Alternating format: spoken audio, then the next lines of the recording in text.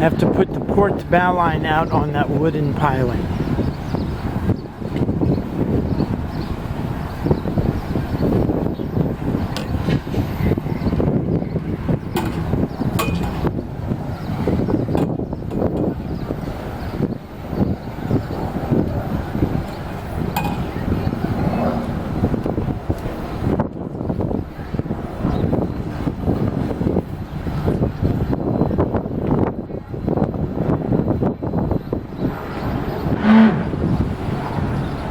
Using the bow thruster is a good move.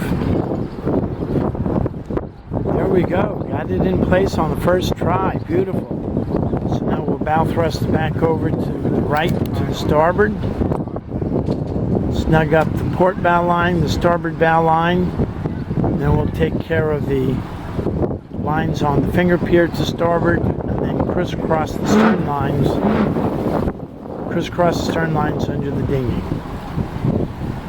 Easy and painless.